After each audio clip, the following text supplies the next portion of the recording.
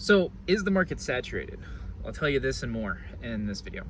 So, I just got off a sales call with a client, and he asked a really good question. And this is a question I love answering because it comes up so much, especially in this industry, which is the market saturated? The short answer, no. Long answer, no. So, and I'll explain why. Think of everything that goes on. All right. Think of every market that exists out there. There's like, when you label everything down, it all comes down to three core markets, which are health, wealth, and relationships. Now, I'm gonna tell you this. Does Starbucks reign supreme in coffee? No. Do they reign supreme in, distribution? Yeah, they're kind of good at it. But is their coffee the best? No. We've all had coffee better than Starbucks. Even their pumpkin spice latte. Yes, I've said it, right? And I love those things, but they've gone downhill over the past few years with them. But that's another video. But the thing is the fact that, like, we go to coffee shops for something. Sometimes it is for the coffee, other times it's for the other place, and that's what Starbucks reigns supremes on. And I use that term because their whole purpose, because I used to work for them, their whole purpose was to create the third place. That's their mission statement. We want to create the third place, right? That's what sets them apart from other coffee roasters. Now, granted, they do their best to try to make good coffee and stuff like that, but it's overpriced garbage sometimes. But again, they are really good at the business model that they have. But is their coffee the best? No. Are they really good distribution? Yes. They have a lot of locations and stuff like that. I've literally seen a Starbucks across the street from the other Starbucks, and to quote Lewis Black, the comedian, in terms of, if you stand in between both of them, time literally stands still. Your watch stops. I can almost confirm that. So, but the sheer fact of the matter is, like, we've all had better coffee than Starbucks. Like, come on, seriously. I've had better espresso than Starbucks. Like, almost nothing can beat Cafe con Leche using Cafe Bustelo. And if you're from Florida, you know. And if you're not, it's Cuban espresso. Cuban espresso is its own category. Like, they literally, that's why it's called Cuban espresso. It's its own category.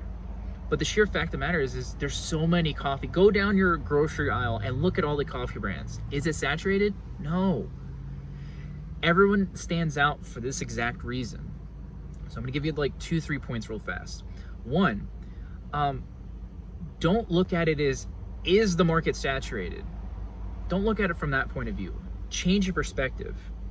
How can I stand out in a saturated market? Oh, so you're confirming it's saturated? No.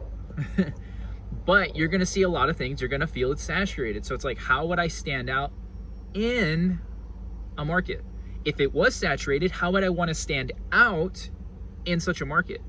So if I was a coffee roaster, which there has been a thought in my mind to want to go down that path, but just for fun, I would call it Saints and Sinners coffee, but I really want to do barbecue. But it's just another point. How would I stand out from it? Well, it would be me. No one knows what I know, for the most part. No one's experienced what I've experienced. No one's been through the story, like the journey that I've been on. That's what sets me apart. The reason why we go to Starbucks is because it's the third place. It's something different. It's the story. If you read the stories about the coffee, they're pretty cool. They're actually really good. Like, they, what they're doing for some of the places, it's like, I don't agree with half the stuff that, Starbucks does, but in terms of how they find and source their coffee, it's really good. Like, the story behind the olive oil, I don't know how to say it, coffee, which is literally just olive oil blended in with the coffee, which is gross, but whatever. I had one, I'll never do it again. But it's the story. I wanted to try it, right? It's the story behind it. Like, Italians put olive oil in some of their coffee. Some, not all, but it's a style of coffee that you can have, or espresso. It's just like a little bit, just changes the flavor a little bit. But it's a story, right? So how would I stand out in a market? And if that market was saturated, how would I definitely stand out from the market? So that's point one I want you to take away and ask yourself a question. Point two, which is, what have I done? What have I experienced? What have I gone through that can help me build this story? Because again, how am I going to stand out in the market? So, like, I'm just using coffee example because it's a very easy commodity to understand. But how would I stand out? Like, if I was doing Saints and Sinners coffee, I would like kind of share that like, a story in terms of like at my church, we have the coffee stand. Most churches have the coffee stand, and they have Dunkin' Donuts coffee. And for some reason, the Dunkin' Donuts freshly brewed is a lot better than the Dunkin' Donuts that you get from Dunkin' Donuts, which is weird. But it's the fact that matters is I would do a little pop-up stand helping support my church through selling coffee in terms of like 100% of the proceeds go to my church. Like it's like I just use enough to keep the coffee going and brew some good coffee. I source the beans locally, or I grow them myself and like make enough. It's a seasonal batch. The sheer fact that I would understand that, do you see where I'm going? I'm just using it as an example.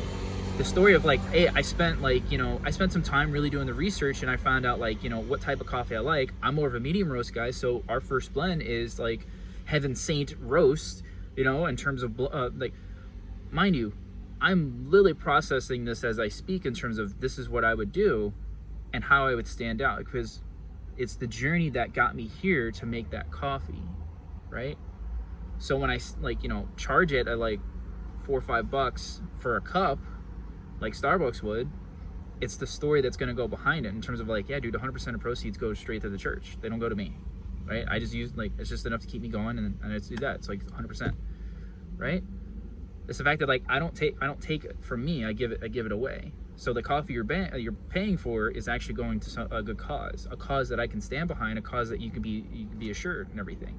See where I'm getting at? So that's how you need to think about it. So like, for example, like this gentleman I was talking to, he was concerned. He's been around. He's done a lot of stuff. He's a little bit older. He's only a few years older than me. But like, he's like, I've done all this stuff. It's like, dude, you have success. No one has the story you have. You've gone through 2 different companies, and now you're working where you're working. It's like, share those experiences. Share the fact that like you're older, learning these new skills, and that you have your kids helping you and stuff like that. How many other families out there have a bunch of dads who are literally trying to learn a skill that their kids are a little bit more advanced with in terms of they know because of the tech side, and they're trying to help them, like, how would you not want to lean into that? Because like, here's the thing, no one has your background, no one has your story, and that's the point. We connect with your story than we do your bells and whistles and stuff like that. Like, look, I'm filming this in my car before I go clock in at a job, right? This is my story. That's why I'm standing out. Like I leave like the cars that are on the highway behind me or in front of me over here. I leave all this stuff in because I said it would be unedited and everything, and I think I've just been rambling the entire time with my hand over the microphone. But I leave these unedited because I want you to see, it's like, this is me documenting the journey. This is me leaving the mistakes in, is because I want to stand out from everybody, right? No one's you. Like, oh, look, he's got a giant beard. He wears his hat backwards. He's weird. He talks about church. Right? That's just me. Those are aspects of myself, right? So I would encourage you, ask those 2 questions of yourself. How would I stand out in a market? And if that market was follow-up is, if that market was saturated, how would I definitely stand out in that market? And then what is my story that I would use to help stand out, right? What's my story? And the last thing, I'll give you a little bonus one here, is really don't focus on trying to make a sale in the beginning. He said don't look at the money. Yeah, seriously, don't. Focus on getting a result, because you need to build a bulk of evidence that you can get results. Now, if someone says, hey, you need to get a sale, then make that, then fine, focus on that.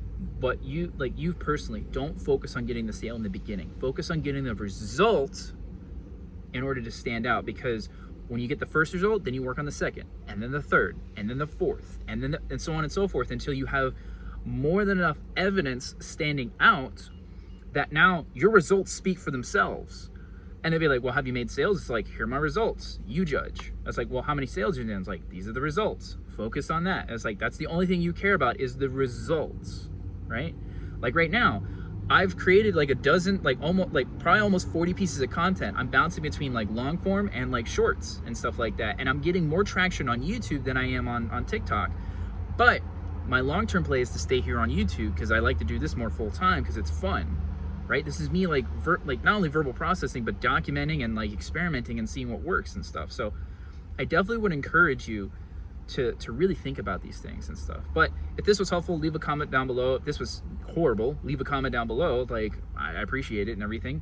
But also the sheer fact that matters is like, ask yourself those first 2 questions and ask that third one. So how would I stand out in a market?